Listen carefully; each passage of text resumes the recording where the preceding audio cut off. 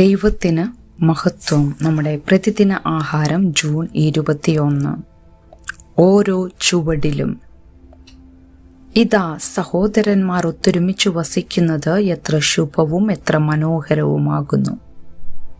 സങ്കീർത്തനങ്ങൾ 133:1. തോളോട് തോൾ ചേർന്ന് നിൽക്കുന്ന 3 പേർ ഉൾക്കൊള്ളുന്ന ഒരു ഡസൻ ടീമുകൾ 4 കാലിലുള്ള ഓട്ട മത്സരത്തിന് തയ്യാറായി. ഇരുവശത്തും നിൽക്കുന്നവരുടെ ഓരോ കാൽ നടുവിലുള്ള വ്യക്തിയുടെ ഇരുകാലുകളിലും കണങ്കാലുകളിലും കാൽമുട്ടിലും വർണ്ണാഭമായ തുണിക്കഷ്ണങ്ങൾ കൊണ്ട് ചേർത്ത് കെട്ടി. ഓരോ മൂവരും ഫിനിഷ് ലൈനിൽ കണ്ണുനട്ടു. വിസിൽ മുഴങ്ങിയപ്പോൾ ടീമുകൾ മുന്നോട്ട് കുതിച്ചു. ഇവരിൽ ഭൂരിഭാഗവും വീഴുകയും ചുവടുറപ്പിക്കാൻ പാടുപെടുകയും ചെയ്തു. കുറച്ചു ഗ്രൂപ്പുകൾ നടക്കുന്നതിനു പകരം ചാടാൻ ശ്രമിച്ചു. ചിലർ പിന്തിരിഞ്ഞു. എന്നാൽ ഒരു ടീം തുടങ്ങാൻ വൈകി. അവരുടെ പ്ലാൻ പറഞ്ഞുറപ്പിച്ചു. അവർ മുന്നോട്ട് നീങ്ങുമ്പോൾ ആശയവിനിമയം നടത്തി. അവർ വഴിയിൽ ഇടറി വീണു. എന്നിട്ടും മുന്നോട്ട് നീങ്ങി. താമസിയാതെ എല്ലാ ടീമുകളെയും മറികടന്നു. ഓരോ ചുവടിലും സഹകരിക്കാനുള്ള അവരുടെ സന്നദ്ധത ഒരുമിച്ച് ഫിനിഷിംഗ് ലൈൻ കടക്കാൻ അവരെ പ്രാപ്തമാക്കി.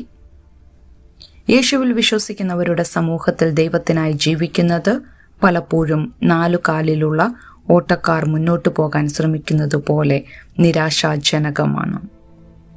നമ്മിൽ നിന്ന് വ്യത്യസ്തമായ അഭിപ്രായങ്ങളുള്ളവരുമായി ഇടപഴകുമ്പോൾ പലപ്പോഴും ഇടറിപ്പോകാറുണ്ട്. പ്രാർത്ഥനയെക്കുറിച്ചും അതിഥി സൽക്കാരത്തെക്കുറിച്ചും വരാനിരിക്കുന്ന ജീവിതത്തിനായി ഐക്യത്തിൽ നമ്മെ തന്നെ അണിനിരത്താൻ നമ്മുടെ വരങ്ങൾ ഉപയോഗിക്കുന്നതിനെക്കുറിച്ചും പത്രോസ് സംസാരിക്കുന്നു.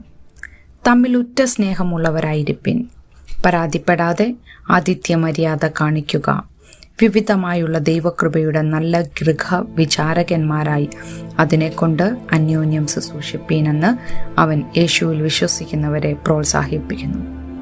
ആശയവിനിമയം നടത്താനും സഹകരിക്കാനും നമ്മെ സഹായിക്കാൻ ദൈവത്തോട് ആവശ്യപ്പെടുമ്പോൾ ഭിന്നതകൾ എങ്ങനെ ആഘോഷിക്കാമെന്നും ഐക്യത്തോടെ ഒരുമിച്ച് ജീവിക്കാമെന്നും ലോകത്തിന് കാണിച്ചുകൊണ്ട് നമുക്ക് ഓടാനാകും. ചിന്തിക്കുക, നിങ്ങളിൽ നിന്ന് വ്യത്യസ്തനായ ഒരാളുമായി പ്രവർത്തിക്കാൻ നിങ്ങൾ എപ്പോഴാണ് ബുദ്ധിമുട്ടിയിട്ടുള്ളത്? ദൈവം നിങ്ങളെ എങ്ങനെയാണ് സഹായിച്ചത്? ദൈവത്തിന് മഹത്വം.